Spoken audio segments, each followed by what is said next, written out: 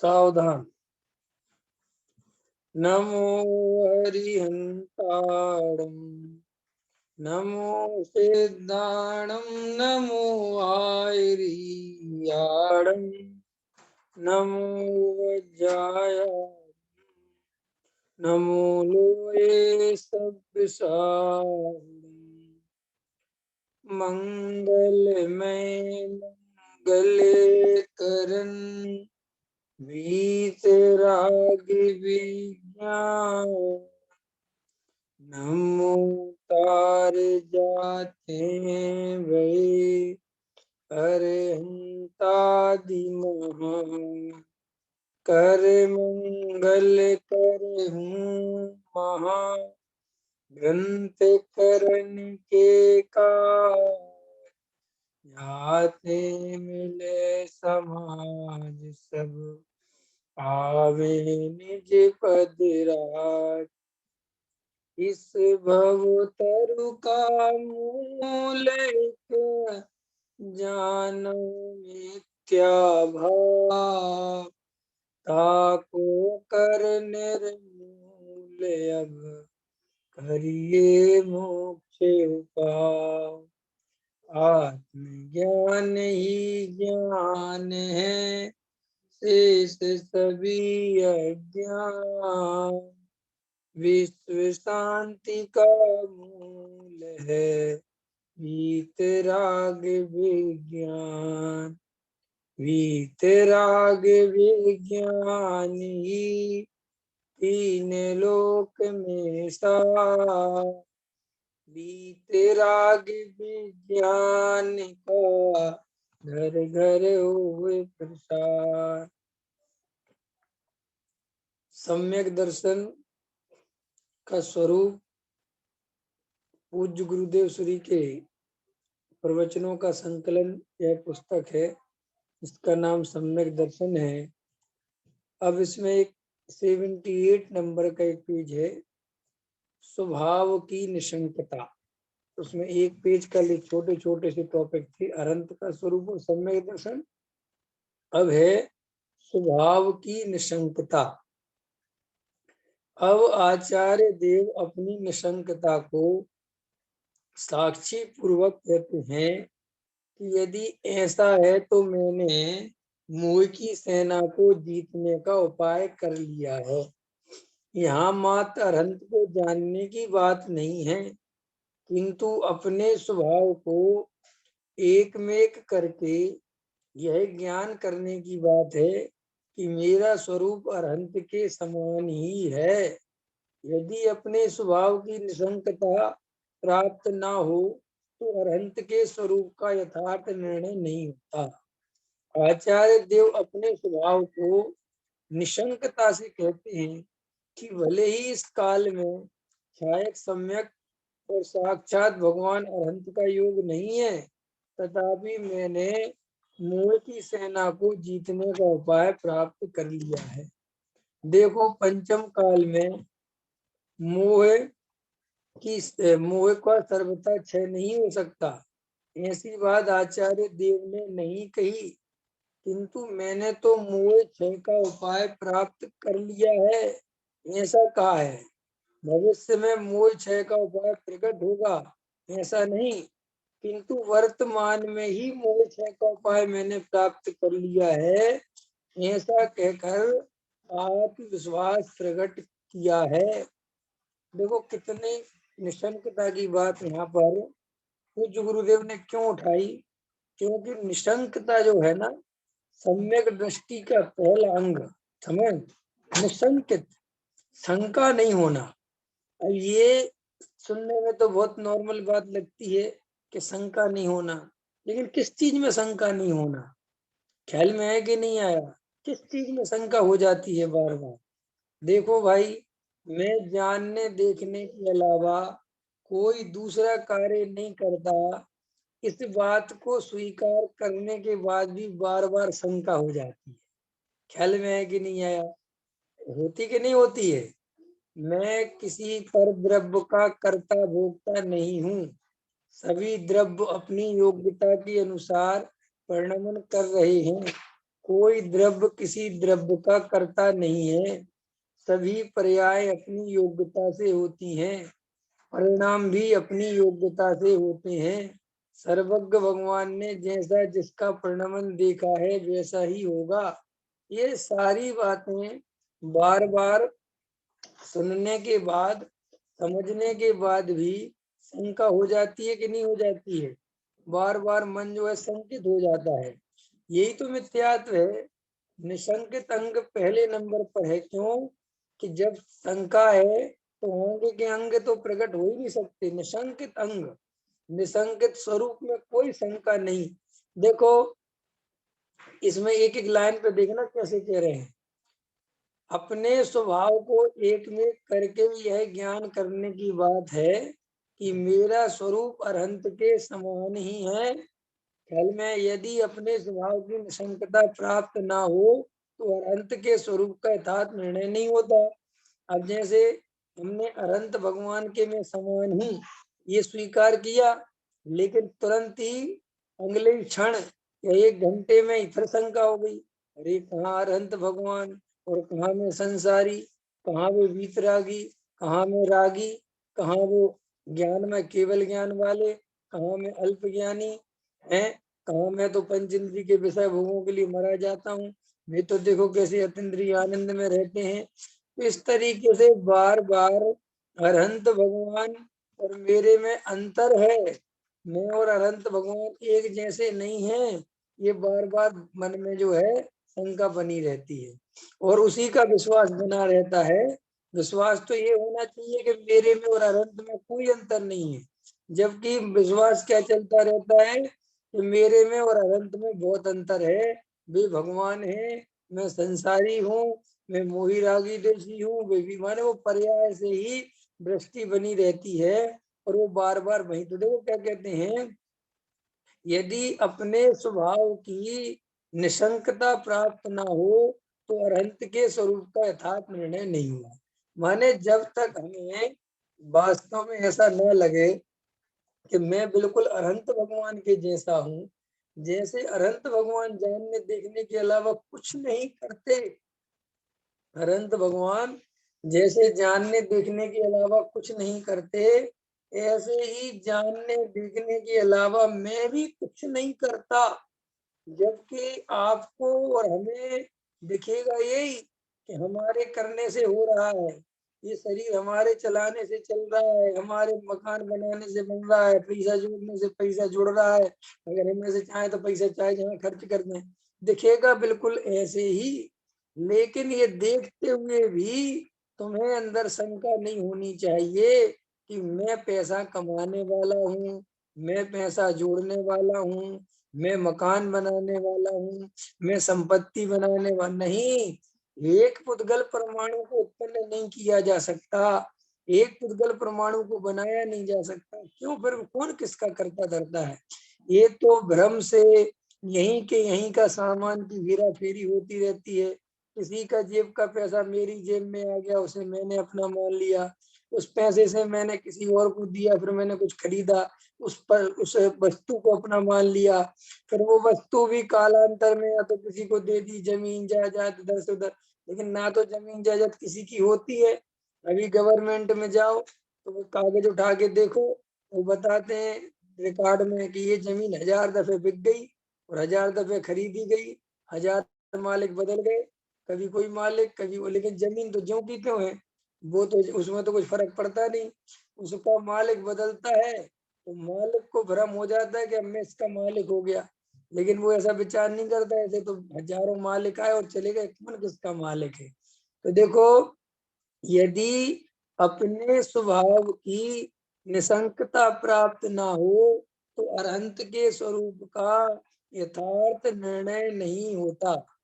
आचार्य देव अपने स्वभाव को निशंकता से कहते हैं। क्या कहते हैं? भले ही इस काल में चायक सम्यक्त हो और साक्षात भगवान अनंत का योग नहीं है, ठीक है, तथापि मैंने मोह की सेना को जीतने का उपाय कर लिया है।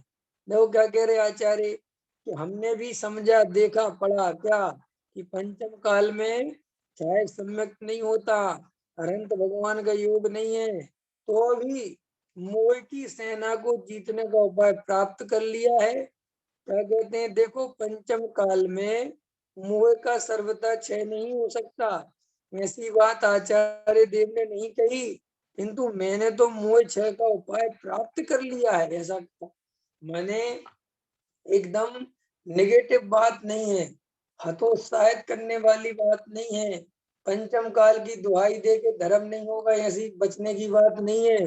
अरे भले ही देखो तो अभी आज आज वर्तमान में क्या हालत है, पंचम काल है, पंचम काल है, धर्म कहाँ से होगा, सम्य दर्शन कैसे होगा, अरे अभी तो छोड़ो, अभी तो कोई सच्चे मुनि नहीं बन सकते, ऐसी ऐसी सब नेगेटिव बात है।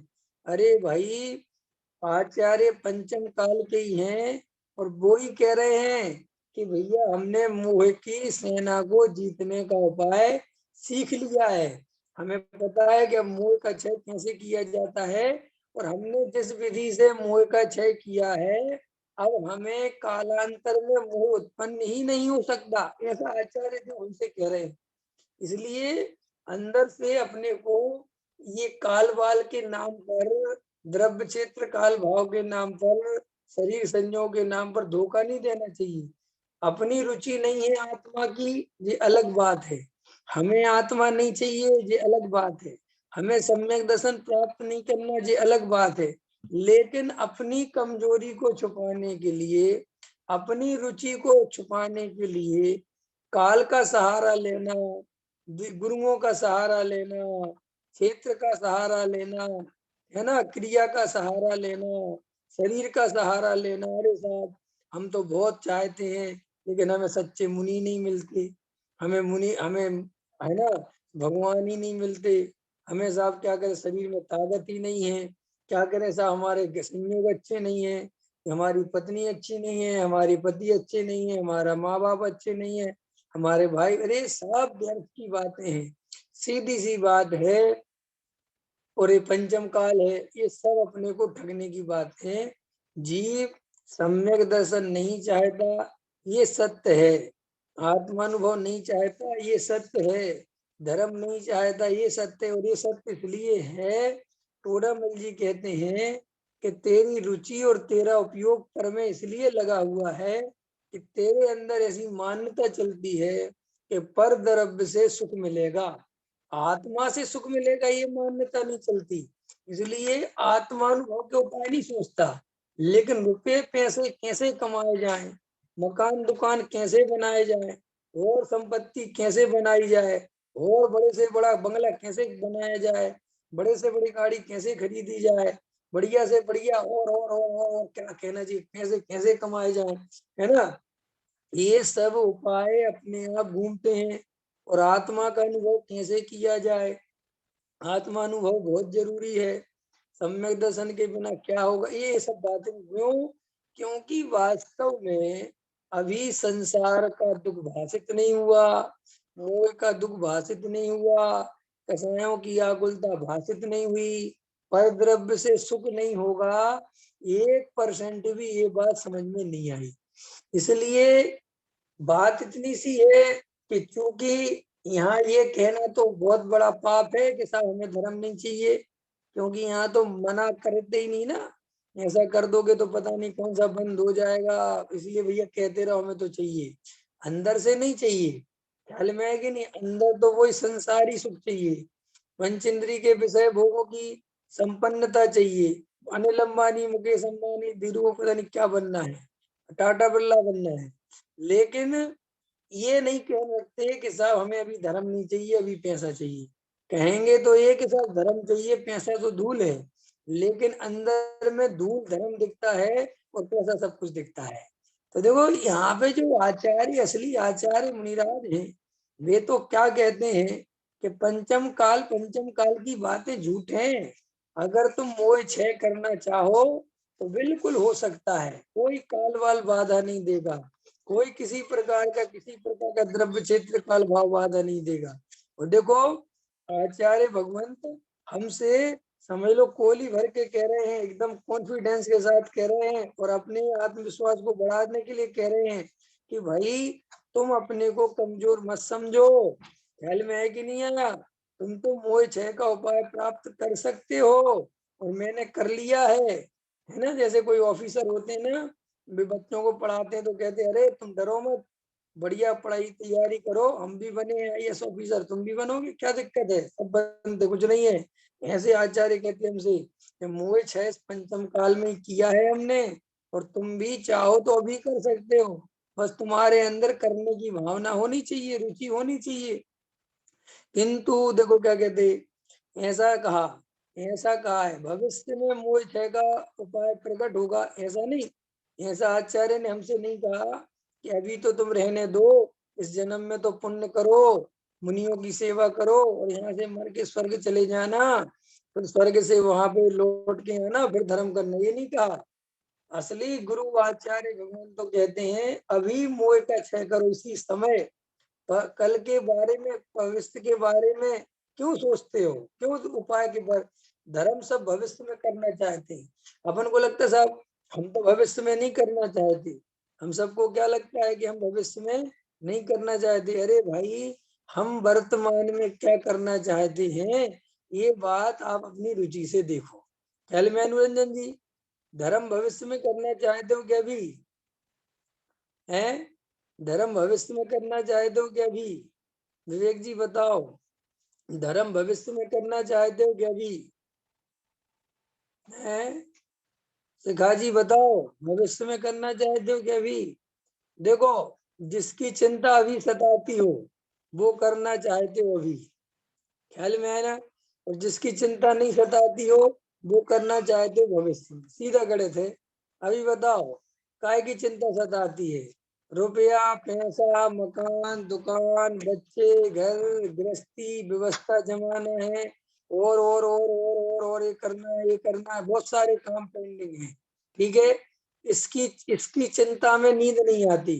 धर्म की चिंता में जिस दिन नींद नहीं आए, समझ लेना कि अब धर्म के लिए हम तैयार हुए हैं। तो फिर देखो, धर्म के लिए कब नींद नहीं आएगी, जैसे हम भविष्य में विचार कर रहे हैं ना, बस अब थोड़ा सा और, अपन थोड़ा बहुत, थोड़ा तो कभी होना ही नहीं है। याद रखना, ये भ्रम तोड़ दो कि भविष्य धर्म के लिए अच्छा होगा। भविष्य धर्म के लिए अच्छा नहीं होगा, भविष्य कर्म के लिए अच्छा होगा। समझ में आया कि नहीं आया? वर्तमान धर्म के लिए अच्छा है, भविष्य कर्म के लिए अच्छा है। बोलो प्रमोद जी, क्या करना चाहते हो? हैं? भविष्य में धर्म करोगे कि कर्म बंद करोगे? भविष्य की जो चिंता, भविष्य में बैठे हो तो कर्म बंद होना है। देखो, इस पंचम काल में जैसे छायक सम्यक दर्शन के लिए मना किया, ऐसे इस पंचम काल में धर्म बुढ़ापे में होगा, इसके लिए भी मना किया है। समझ में आया कि नहीं आया? धर्म बुढ़ापे में नहीं होता। अरे जब बुढ़ापे में पैसा नहीं कमा सकता इंसान, तो धर्म कैसे कर सकता है भाई? जो काम जवानी में हो सकते हैं वही धर्म के काम में भी वही होगा। जवानी में हर काम होता कि नहीं होता, जैसे जवानी में धर्म होता है। धर्म तो बुढ़ापे के लिए छोड़ते हैं। अभी तो हमें घर गृहस्थी की चिंता, बच्चों की चिंता, बच्चों के भविष्य की चिंता है, ये चिंता सता रही, नींद नहीं आ रही। और धर्म के नाम पर बिल्कुल कोई तकलीफ नहीं है, तो इसका अर्थ क्या है? गुरुदेव क्या कह रहे हैं कि भाई तू भविष्य के लिए छोड़ता है तो अभी तुझे वास्तव में धर्म की रुचि नहीं है। देखो और क्या कहते हैं, और कहते हैं वर्तमान में ही मोह क्षय का उपाय मैंने प्राप्त कर लिया है। मैंने तो वर्तमान में उपाय कर लिया।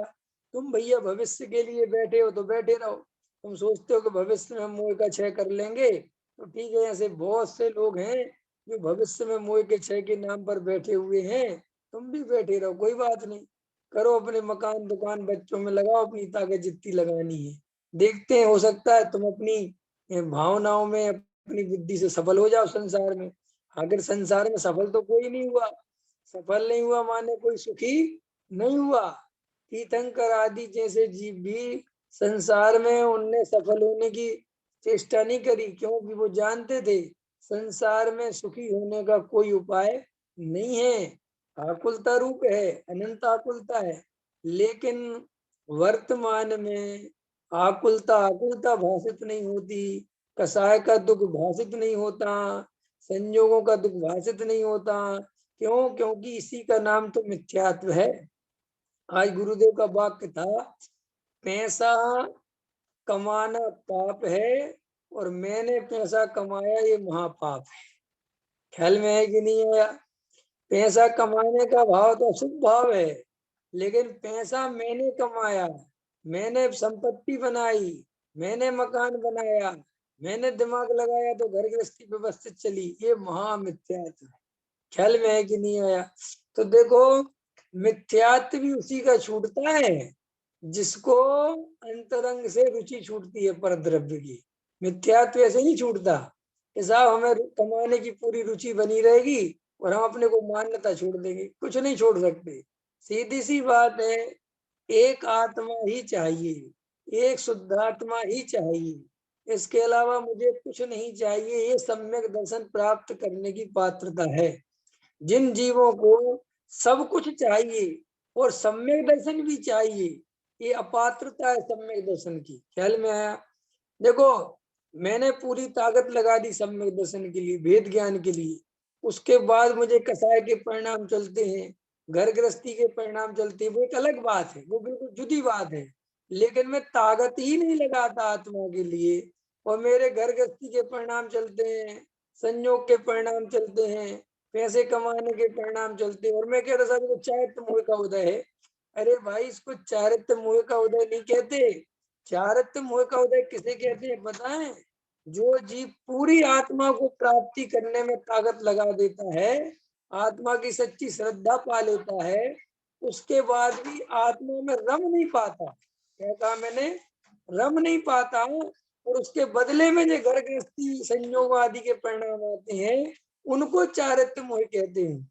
चारित्र मोह इसका नाम नहीं है कि आत्मा के प्रति समर्पण बिल्कुल नहीं है, आत्मा के प्रति रुचि नहीं है, आत्मा के अंदर जाने की कोई भाव नहीं है।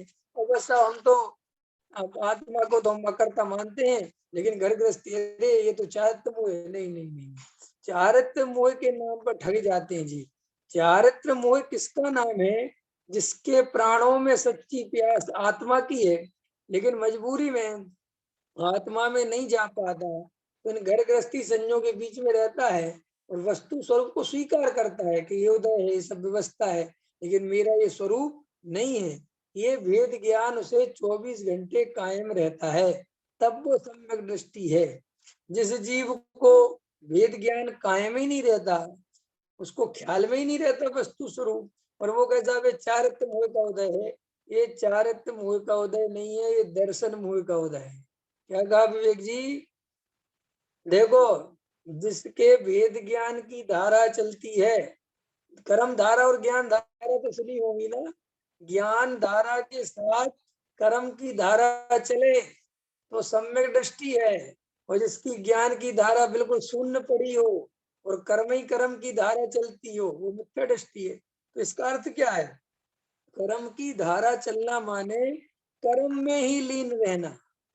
ज्ञान स्वभाव वाला हूँ, ऐसी अंतरंग में दृष्टि ही नहीं है जिसकी, मात्र कर्मों के साथ बहता है। मैं मनुष्य, मैं करने धरने वाला, मैं रागी देसी, मैं पैसे वाला, मैं जवान, मैं बूढ़ा, मैं गरीब, मैं अमीर, मैं काला, मैं गोरा, मैं मोटा, मैं पतला, ये शरीर ही मैं हूँ, ये पत्नी बच्चे मेरे हैं, इन सब में ही जो तन्मय है, इसका नाम है कर्म धारा। कर्म की धारा माने कर्मोदय जन्य अवस्था में लीन रहना, औदिक भावों में लीन रहना, औदिक भावों की जो स्थिति है, जो संयोग है, उनमें तन्मय रहना, इसको कहते हैं कर्म धारा। और ज्ञान धारा माने जो ज्ञान स्वभाव की वो दृष्टि है जिसकी, जो ज्ञान स्वभाव को जानता है, जिसकी दृष्टि में ज्ञान स्वभाव बसा हुआ है, उसको कहते हैं ज्ञान धारा। तो सम्यक दृष्टि के दो धाराएं चलती हैं, ज्ञान धारा और कर्म धारा। कर्म धारा माने चारित्र मोह के उदय से उसको घर गृहस्थी संयोगों के परिणाम चलते रहते हैं, ये तो वही कर्म धारा। और उन्हीं परिणामों के बीच में मैं परिणाम नहीं हूँ, मैं परिणाम से भिन्न अपरिणामी गायक हूँ, मैं करने धरने वाला नहीं हूँ, मैं जानने वाला हूँ, ऐसी दृष्टि उसके जो बनी हुई है, इसको कहते हैं ज्ञान धारा। ख्याल में आया? तो अब अपने अपने को चेक कर लो आप कि आपने ज्ञान धारा चल रही कि नहीं चल रही। कि जब रात के 9 बजे से 10 बजे आपके सामने आते हैं तो ज्ञान धारा स्टार्ट हो जाती है, बाकी टाइम स्विच ऑफ हो जाती है। तो वो कहते हैं कि ये ज्ञान धारा सच्ची नहीं हुई, क्योंकि इसका तो ऑन ऑफ कोई दूसरा कर रहा है। ये तो तुम्हें दूसरे के सामने बैठे, उसने आपने चर्चा करी तो थोड़ी देर के लिए उपयोग लग गया। असली असली ज्ञान धारा वो कहलाएगी जब किसी परद्रव्य के अवलंबन के बिना स्वयं ही अपनी रुचि के कारण भेद ज्ञान चलेगा। जैसे देखो, हमारी रुचि रुपए पैसे मकान दुकान की होती है ना, तो वहां किसी अवलंबन की जरूरत नहीं पड़ती, अपने आप ही वो रुचि वहां जाती है, अपने आप ही उसके बारे में सोचती है। समझ में आ रही कि नहीं आ रही संजय भैया? पैसा कमाने का रोज रोज प्रयोजन सुनते हो क्या? हैं? पैसा कमाने का प्रवचन सुनते हो क्या रोज? नहीं सुनते ना? कोई प्रवचन देता है क्या सुबह उठ के 9 से 10 के चलो भैया दुकान खोलो पैसा कमाओ, पैसा नहीं कमाओगे तो जिंदगी बेकार हो जाएगी, क्या करोगे? ऐसा कोई कहता है? कोई नहीं कहता। अपने आप ही वो रुचि काम करती है। पैसा कमाने के भाव, पैसा नहीं होगा तो क्या होगा, ये सब चलता है ना। आचार्य कहते हैं सम्यक दृष्टि को भेद ज्ञान के बल से अपने आत्मा के प्रति जागृति बनी रहती है। वो बाहर में कितनी कुछ भी स्थिति बनी रहे, अंदर अपने ज्ञान स्वभाव को नहीं भूलता। ख्याल में है कि नहीं आया? तो भाई सम्यक दृष्टि कभी आत्मा को नहीं भूलता, चाहे 6 खंड जीतने के परिणाम क्यों नहीं चल रहे हो। नहीं भूलता का अर्थ है उपयोग में मत लेना, श्रद्धा में। जैसे हम लोग अपने मकान, अपने दुकान, अपने संपत्ति, अपने बच्चों को नहीं भूलते, चाहे भले भी उपयोग में हो और चाहे नहीं हो। श्रद्धा में बिल्कुल खचित रहते हैं कि नहीं रहते हैं? ऐसे ही सम्यक दृष्टि की श्रद्धा में अपना शुद्धात्मा, अपना भगवान आत्मा, अपना चैतन्य तत्व, जीव द्रव्य, समझ में, त्रिकाली ध्रुव हमेशा खचित रहता है। उसमें वो किसी भी प्रकार की दृष्टि में हेर फेर नहीं होता। ठीक है, समझ में आया? अब देखो, मोह का नाश, आत्मा का स्वभाव ही मोह का नाशक है। वाह वाह वाह, क्या बात कह दी, एक लाइन में कितना गजब कह दिया। आत्मा का स्वभाव ही मोह का नाशक है। माने मोह रूपी बैरी को नाश करने के लिए तुम्हें किसी दूसरे की शरण में नहीं जाना अनुरंजन जी। ख्याल में है ना? मेरी सुगंध ही ऐसी है कि आत्मा की सुगंध लो तो मोह की दुर्गंध खत्म हो जाती है। ख्याल में है कि नहीं आया? है? हो जैसे नेवला सांप से लड़ता है, तो जब उसके पास वो जड़ी बूटी होती है जिसको सूंघने के कारण सांप का जहर उसे नहीं चढ़ता, तो नेवला कब लड़ता है सांप से? जब वो पेड़, वो जड़ी बूटी उसके पास में हो तभी लड़ता है। समझ में आया कि नहीं आया? अगर वो हो नहीं हो तो नहीं लड़ता। तो देखो, नेवला सर्प रूपी समझ लो मोह के नाश करने के लिए बेचारे को बाहर की जड़ी बूटी का सहारा लेना है, ठीक। लेकिन यहाँ तो मोह रूपी सर्प को नाश करने के लिए बाहर की सुगंध लेना ही नहीं है, बाहर जाना ही नहीं है, तुम तो अपने अंदर जाओ और मोह का नाश हो जाता है। ख्याल में है कि नहीं है? मेरा स्वभाव ही ऐसा है, मेरा स्वभाव ही आनंदमय है। कैसा आनंदमय है कि मैं अपने स्वभाव की ओर देखता हूं तो मोह का नाश हो जाता है। मोह का नाश हो जाता है माने दुख का नाश हो जाता है, दुख का नाश हो जाता है माने आकुलता का नाश हो जाता है। अच्छा बताओ संजय भैया, अभी आकुलता है कि नहीं? नहीं है। काय की आकुलता है बताओ, आप क्या आकुलता है? हम दूर कर देंगे। देखो, हम आकुलता में इतने तन्मय हैं कि हमें आकुलता समझ में नहीं आती। समझ में आती कि नहीं आती? देखो, हमारी एक आकुलता का टेम्परेचर सेट है। जैसे पानी जो है वो 100 डिग्री पे गर्म होता है कि नहीं होता है? पानी पानी कितने पे गर्म होता है? 100 डिग्री पे। ऐसे ही हमारी आकुलता का टेम्परेचर भी बिल्कुल सेट है।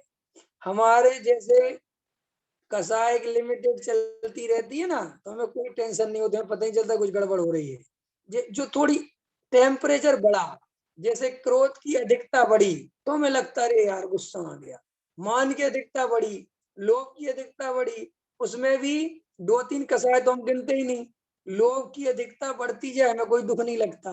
बोलो, 2 मकान से 4 मकान बनाने का भाव आए, कोई आग बोलते ऐसे ही लगता है क्या हो रहा है ना। मान कसाई भी बढ़ती चली जाए, कुछ नहीं भारी पड़ता, ठीक है ना। मान हो गया, लोभ हो गया, और कौन हो गया, मायाचारी। मायाचारी बढ़ती चली जाए तो भी जीव को ज्यादा परेशानी नहीं होती। अच्छा प्रमोद जी, ये बताओ क्रोध से इतनी परेशानी क्यों होती है? विवेक जी, ये प्रश्न तो तुमसे भी पूछ सकते हैं, बताओ।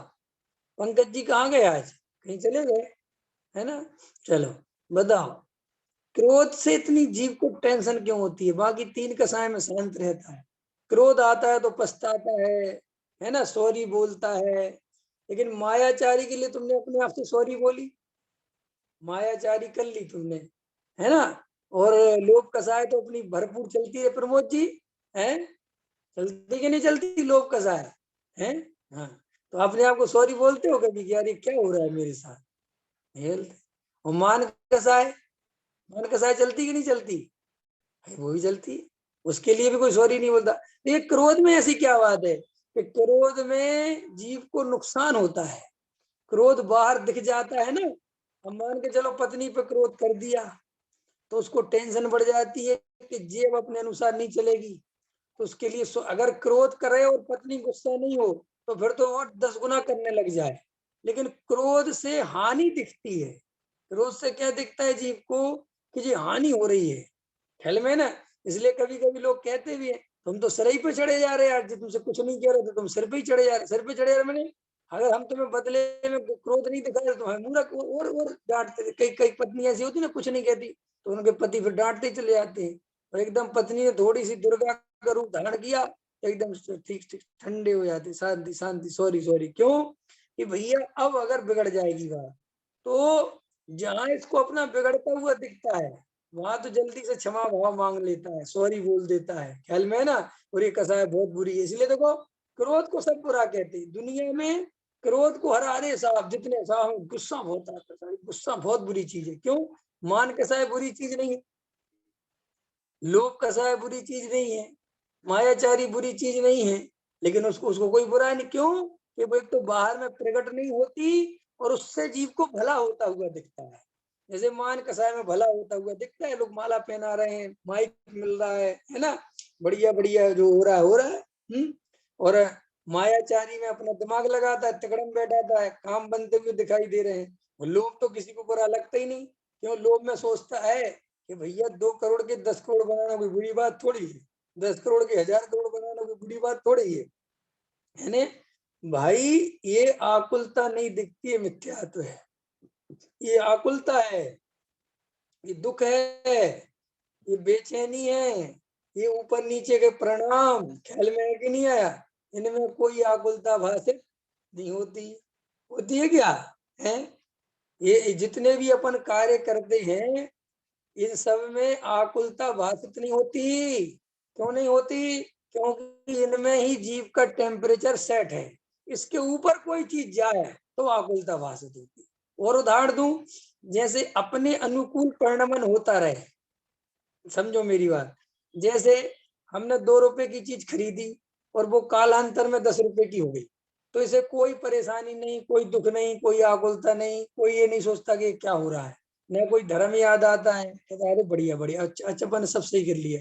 और मान के चलो अपन की 2 रुपए की चीज 25 पैसे की हो गई, अरे कुछ नहीं रखा, सब कर्म के उदय हैं, और वास्तव में अपन तो फालतू मरे जाते हैं, जीव तो ज्ञाता दृष्टा है। देखो क्या कह रहा है अब ये सब। अब ये सब ज्ञाता दृष्टा ज्ञाता दृष्टा क्यों याद आ रहा है?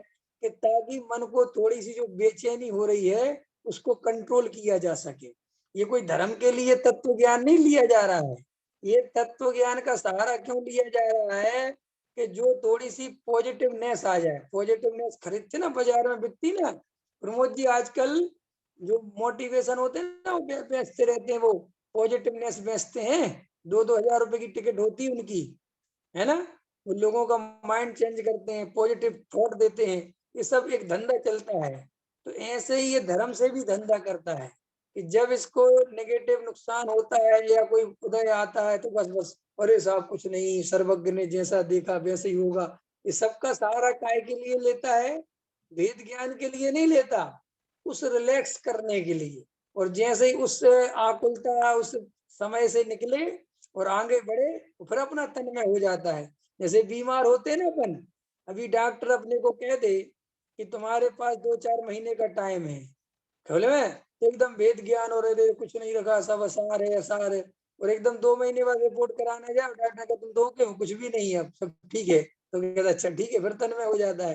तो श्री गुरु कहते हैं कि ये बिल्कुल मोह से पीड़ित है, कुछ पता नहीं है उसे। बिल्कुल जैसे बच्चे होते हैं ना, खिलौना छीन लो तो रोने लगते हैं, खिलौना दे दो तो हंसने लगते हैं, खिलौना छीन लिया तो पापा बुरे हैं, खिलौना दिलवा दिया तो पापा बहुत अच्छे हैं, बच्चों के मन का काम करने लिया तो बहुत पापा बहुत अच्छे हैं, बच्चों के मन का काम नहीं करने दिया तो पापा बहुत बुरे हैं। ऐसे ही हमारी हालत है, उदय अनुसार अपन की स्थिति बनी रहती है, वेद ज्ञान तो करते नहीं, इसी संसार में सुख की कल्पना करते रहते हैं। अनुकूल परिणमन हो गया तो बहुत बढ़िया जो चल रहा है चलने दो। प्रतिकूल परिणमन हो गया, अरे रे कुछ नहीं रखा, संसार सार है, सब दुख से भरा पड़ा हुआ है, कुछ नहीं रखा रे, सब बाप बड़ा ना भैया, सबसे बड़ा रुपया, सब स्वार्थ के हैं साथी, और सब पता नहीं क्या क्या दिखने लगता है। ख्याल में है कि नहीं है? तो आचार्य कहते हैं ये कोई धर्म नहीं है, और ये कोई धर्म के कारण भी नहीं है, और ये कोई धर्म से संबंध भी नहीं है। ये तो जीव ने दुनिया भर के तर्क और युक्तियां ये इकट्ठे कर रखे हैं, जब जिसकी जरूरत पड़ती है उसको लगा लेता है। मुहावरे समझते हो ना विवेक जी? मुहावरे समझते कि नहीं? पढ़ते थे ना अपन मुहावरा? मुहावरे की परिभाषा क्या होती है कि जिस बात को, बड़ी से बड़ी बात को छोटे शब्दों में कह दिया जाए, उसका अर्थ बहुत बड़ा व्यापक निकलता हो, उसे मुहावरा कहते हैं कि नहीं है? अपन से मुहावरे बोलते हैं, तो भी अपन मुहावरे जब अपन पढ़ते थे तो वो याद करा देते थे टीचर, है कि नहीं? तो अपन वो याद कर लेते थे मुहावरे, फिर उसका जहाँ उपयोग जरूरत पड़ती थी प्रसंग बसात, है ना, तो अपन उसको याद कर लेते थे। सोने पे सुहागा, है ना, एक तो करेला और नीम चढ़ा, ऐसे ऐसे बहुत सारे होते ना, याद कर लेते थे। तो अपन ने उनको रट लिया और फिर जहां जैसा प्रसंग बना उनको फिट कर दिया। ऐसे ही हमने धर्म की बातें भी रट ली और चाहते संसार के ही सुख हैं, वही सुख दिख रहा है, वही सारी बुद्धि लगी हुई है। फिर धर्म का क्या उपयोग करते हैं कि जहाँ संसार में हारने लग गए, जहाँ प्रतिकूल परिणमन होने लग गया, जहाँ विपरीतता दिखने लगी, जहाँ कोई कर्म का उदय भारी पड़ गया, तो वहां पे किसका सहारा लेने लगे? कौन सी युक्ति अपनाते हैं? धर्म की। नहीं समझ में आया? जैसे लोग करते ना, डॉक्टर के पास भी गए, मंदिर में भी गए, मस्जिद में भी गए, गुरुद्वारे में भी गए, उनसे पूछो यार तुम इतनी सारी जगह क्यों गए? तो वो कहते कोई तो सुनेगा। ख्याल में है कि नहीं आया? अरे मंदिर वाला नहीं तो मस्जिद वाला सुनेगा, मस्जिद वाला नहीं तो गुरुद्वारा, कोई तो सुनेगा यार। अपन तो सब जगह एप्लीकेशन दे दो। ख्याल में? जैसे नौकरी होती ना, नौकरी, तो नौकरी वाले क्या करते हैं, एमपी का भी फॉर्म भर दिया, यूपी का भी भर दिया, साउथ का भी भर दिया, नॉर्थ का भी भर दिया, सब जगह भर देते हैं, और जहां लगे भैया लग जाए। ऐसे ये संसारी जीव, टोडामल जी साहब की भाषा मुझे इतनी प्रिय है। टोडामल जी साहब क्या गजब के चिंतक हुए। टोडामल जी ने क्या लिखा कि ये जीव संसार में सुखी होने के नाना उपाय सोचता रहता है और करता रहता है, और एक भी उपाय सुखी होने का सच्चा नहीं है, सो दुखी ही बना रहता है। तो टोडामल जी ने क्या लिखा? अपन करते कि नहीं करते हैं? जमीन खरीदो, मकान खरीदो, दुकान खरीदो, यहाँ पैसा बना, ये करो वो करो, फिर थोड़ा सा योगा करो, है कि नहीं, थोड़ी कसरत करो, थोड़ा गाड़ी लो, ये करो फिर ये करो। काय के लिए करते हैं? बाल काले करो, गोरे करो, ये करो, सब काय के लिए करते हैं? सब एकमात्र सुखी होने के लिए करते हैं। पहले खूब खाओ फिर उसको पचाओ। ख्याल में है कि नहीं आया? ये सब काय के लिए करते हैं? सब सुखी होने के लिए हैं। शादी विवाह में जाओ तो देखो लोग सुंदर दिखने के लिए क्या क्या करते हैं, क्या क्या करते हैं भाई साहब। ये सब सुखी होने के उपाय जीव करता है, लेकिन श्री गुरु कहते सुखी होता नहीं। क्यों? क्योंकि वे सुखी होने के उपाय नहीं ख्याल में है कि नहीं है? ये है ही नहीं उपाय, अब करे क्या? अब करते रहो सो करते रहो। ये गजब हो गया साहब। आत्मा का स्वभाव ही मोह का नाशक है। वाह, मेरा स्वभाव ही मोह के नाश करने का उपाय है। बताओ, है जिसको मैंने ढूंढा गली गली, क्यों है पूरी दुनिया में, और वो मेरे घर में ही मिली। ख्याल में है कि नहीं आया? श्री गुरु कहते हैं इस जीव ने सुखी होने के लिए पता नहीं कहाँ कहाँ भटक रहा बेचारा, चार गति में कहाँ कहाँ पागलपन के धक्के खा रहा, और सुखी होने का उपाय अंदर ही विराजमान है स्वयं। गजब हो गया साहब। मैं स्वयं ही सुख का कारण हूँ, ये कोई बात हुई? मैं स्वयं ही सुख का कारण हूँ। मेरा नमस्कार मेरे लिए हो, क्योंकि सारी दुनिया को ये बात समझ में नहीं आती कि मेरा नमस्कार मेरे लिए कैसे हो सकता है। मेरा नमस्कार तो दूसरे के लिए हो। लेकिन जैन धर्म क्या कहता है? नमा समय सारा है, मेरा नमस्कार तो मेरे लिए है। क्यों? क्यों? क्योंकि मैं बिल्कुल अंदर विराजमान परम सिद्ध भगवान के समान परम शुद्ध हूं। इसलिए चाहे उन सिद्ध भगवान को नमस्कार करूं और चाहे मैं अपने को नमस्कार करूं, एक ही बात है।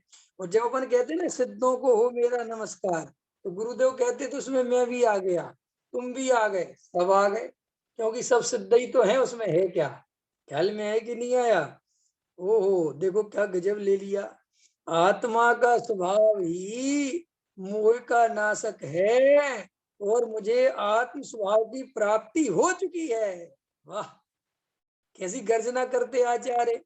ये तो भाई अनुभवी पुरुषों की बात है। ये तो जिनने उस आत्मा का अनुभव चखा है वो कहते साहब हमें पता है कितना आनंद आता है, क्योंकि हमने उस आत्मा को प्राप्त कर लिया है। इसीलिए इसीलिए मेरे मोह का क्षय होने में कोई शंका नहीं है। ख्याल में है कि नहीं आया है? अभी जो कोरोना आ गया ना, अब कोरोना की वैक्सीन लग रही है। अब जिनको वैक्सीन लग जाती होगी वे तो एकदम निशंक घूमते होंगे। अरे वे क्या घूमते, जिनको हो गया ना वे ही निशंक घूमते। ख्याल में है कि जिनको हो गया वे निशंक क्यों घूमते? क्या वो तो हो गया, और एक बंदे हेडलाइन पड़ी थी कि जिनको हो जाता है उनको दोबारा नहीं होता। तो देखो, इस बात में भी लोग खुश थे कि अब हमें दोबारा नहीं होगा, हमारा तो निपट गया किस ख्याल में। और जिनका बेचारों को नहीं हुआ वे अभी तक भी संकेत रहते हैं कि यार गलती से ना हो जाए। इसी आचार्य कहते हैं कि हमने उस आत्मा का ऐसा आनंद पी लिया है कि अब हमें कभी नहीं लगता भूल के भी कि हमारा मोह द्वारा जिंदा होगा। अब मोह के लिए कोई रास्ता नहीं है। मोह कभी भी, ख्याल में आया कि नहीं आया? कैसे हो जाएगा है? कैसे हो जाएगा? संसार में तो शंका करी जा सकती है, क्योंकि यहाँ रोडपति से अरबपति बनते देर नहीं लगती, और अरबपति से रोडपति बनते देर नहीं लगती। लेकिन मोक्ष मार्ग में ऐसा नहीं है।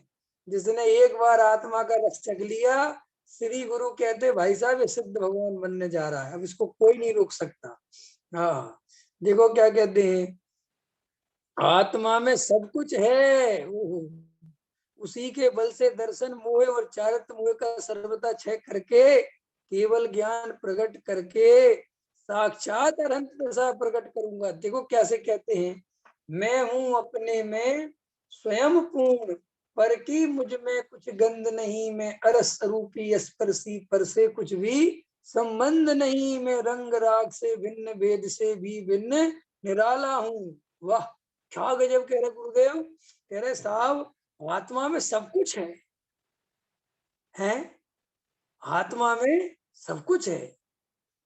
नहीं समझ में आ रहा? भाव नहीं समझ में आ रहा? आत्मा में सब कुछ है। मुकेश अंबानी के पास सब कुछ है। ख्याल में आते कि नहीं आते? आया सब कुछ समझ में आया? सब कुछ, सब कुछ। मुकेश अंबानी को किसके दरवाजे जाने की जरूरत पड़ेगी बताना है? अरे साहब भैया तो सब कुछ है उसके पास, वही सारी इंडिया को चला रहा है। श्री गुरु कहते सुनो, सारी इंडिया को वो चला रहा होगा वो जाने, लेकिन तुम्हारा स्वरूप तुम्हारे लिए परिपूर्ण है। तुम्हें भी किसी की कोई आवश्यकता नहीं है, तुम्हारे पास बिल्कुल सब कुछ है। तो तुम्हें भी अपनी महिमा आनी चाहिए। तुम्हें जगत के जीवों की महिमा आती है, ये तुम्हारे जगत के जीवों की माने रुपए पैसे मकान दुकान वालों की, ये तुम्हारी अज्ञानता की सूचक है। अच्छा बताओ, सुखी होने का उपाय मैं जानता हूं कि मुकेश अंबानी, बताओ है। मुकेश अंबानी के पास भाई साहब बेचारे को गहराई से देखो, भले ही अज्ञानता के कारण वो हमें सुखी दिखाई देता है, लेकिन गहराई से देखो तो 10-5 साल बाद, 15 साल बाद ये पर्याय छूटेगी और सब अनंत। हालांकि अभी भी दुख है, फिर भी चलो जीव को पता नहीं, मान लो कि चलो साहब यहाँ सुख है, फिर क्या होगा। लेकिन अपन की अभी भी 15 साल बाद पर्याय छूटेगी तब, 20 साल बाद छूटेगी तब, रवि छूट जाए तब। लेकिन जो भेद ज्ञान की कला मेरे हाथ में आ गई है, ओहो, वो भेद ज्ञान की कला क्या गजब की कला है। उस कला के सामने क्या रखा किसी का वैभव, सब बेकार है। जो मुझे पता है ये अंदर लगना चाहिए, ये कहने की बात नहीं है, ये तुम्हारे कॉन्फिडेंस दिखना चाहिए। ख्याल में आया कि नहीं आया। देखो मुनिराज का कॉन्फिडेंस कहता होता है, चक्रवर्ती उनके सामने आता है ना, कौन आता है, चक्रवर्ती, अर्ध चक्रवर्ती, राजा, मंडलेश्वर राजा, तो उनकी चमक फीकी पड़ जाती है मुनिराज के सामने। ये चमक कर समझते हो, चमक का अर्थ लोग गलत समझ लेते हैं। चमक का अर्थ ये चेहरे की सुंदरता नहीं होता, चमक का अर्थ शाइनिंग नहीं होता, वहां चमकता का अर्थ होता है आत्मविश्वास। क्या होता है, आत्मविश्वास। कि भाई वो राजा उन मुनिराज को देखता है तो वो अपने आप को कमजोर अनुभव करता है, दीनहीन अनुभव करता है। उनकी चेहरे की शांत मुद्रा, उनकी शांति, उनका देखने का तरीका, वो राजा ऐसे लगता है कि ये किस शांति में डूबा हुआ है भाई साहब, तो कोई फर्क ही नहीं पड़ रहा। तो वो आचार्य कहते हैं ऐसे ही, कम से कम तुम चौथे गुण स्थान जैसी शांति तो हो, तुम्हारे पास करोड़पति अरबपतियों की चर्चा चल रही हो और तुम्हें अंदर से करुणा चल रही हो, तुम्हें अंदर से हंसी आती हो कि बेचार अगर अपने स्वरूप को नहीं जानता तो इसका क्या होगा। ख्याल में है कि नहीं आया। अरे भाई, जैसे कोई महाभयंकर बीमारी से पीड़ित, ऐसा ऐसा समझ लो, समय तो हो चुका है लेकिन उदाहरण देके समझाता हूँ। ऐसा समझ लो कि एक बड़ा आदमी, बहुत करोड़पति अरबपति खरबपति, समझ में आया ना, समझ लो मुकेश अंबानी, बहुत पैसे वाला, और वो डॉक्टर के पास एक रिपोर्ट का एक अपने चेकअप कराने गया, यहाँ उसको तकलीफ हुई और वो चेक कराने गया। अब डॉक्टर ने उसको एक मशीन के द्वारा चेक किया और रिपोर्ट तो पहले किसके हाथ में आएगी, किसके हाथ में आएगी, पहले रिपोर्ट डॉक्टर के हाथ में आएगी ना। तो डॉक्टर ने रिपोर्ट ऐसी रख रखी है, मुकेश अंबानी सामने बैठा हुआ है और रिपोर्ट में लिखा हुआ है 3 महीने का मेहमान। कितने महीने का, जल्दी बोलो, कितने महीने का, 3 महीने का। अब ये बात मुकेश अंबानी को पता नहीं कि मैं 3 महीने का मेहमान, ठीक, डॉक्टर को पता चल गई। अच्छा ये बताओ, डॉक्टर को अंबानी की महिमा आई कि अपनी, अरे देखो साहब ये तो जाने ही वाला है 3 महीने में, कि अभी अरबपति है खरबपति है, कोई डॉक्टर कहे साहब ये अंबानी साहब, अरे हमें पता है कोई भी अंबानी 3 महीने बाद तो जाने वाला है। देखो करुणा आ गई कि नहीं, क्या आएगी उसको, इतनी संपत्ति होने पर भी उस डॉक्टर के हृदय में करुणा आएगी, क्या आएगी, करुणा। अरे इसको बेचारे को क्या पता, अभी बताऊंगा तब पता चलेगा, अभी तो ये आनंद मौज मार रहा है। ऐसे श्री गुरु कहते हैं किसी जीव को पता नहीं है कि इसकी क्या हालत है, इसको खबर ही नहीं है। अरे रे मोह में फंसा हुआ है, कुछ खबर नहीं, और खेल खिलौनों को अपनी संपत्ति समझ बैठा है और एकदम इनको देख देख के खुश होता है, मेरा इतना मकान, इतनी दुकान, इतना घर, इतनी संपत्ति, और इन्हीं को बढ़ाने बढ़ाने में लगा रहता है। और आचार्य अंदर अंदर हंसते हैं, करुणा करते हैं, विचार करते हैं, इसको खबर नहीं है ये पर्याय छूटेगी, फिर क्या क्या स्थिति बनेगी, कुछ खबर नहीं है बेचारे को। श्री गुरु कहते हैं कि हे भाई चेतो, चेतो चेतो, ये तुम्हें जो भाव मिला है ये वस्तुएं जोड़ने के लिए नहीं मिला था, ये भाव तो अपने स्वरूप को समझने के लिए मिला था। ख्याल में है कि नहीं आया। तू भ्रम से वस्तुओं को जोड़ने के लिए ये भाव समझ रहा है, जबकि ये दुर्लभ मनुष्य भाव वस्तुओं को जोड़ने के लिए नहीं मिला, ये वस्तु स्वरूप समझने के लिए मिला है, और वस्तु स्वरूप समझकर भाव के अभाव के लिए मिला है। पूज्य गुरुदेव कहते थे, ये भव तो भव के अभाव के लिए लगाना, भव बढ़ाने के लिए नहीं लगाना। सभी जीव विचार करें भाई, भव के अभाव की विधि को समझें। सहजानंदी सोत स्वरूपी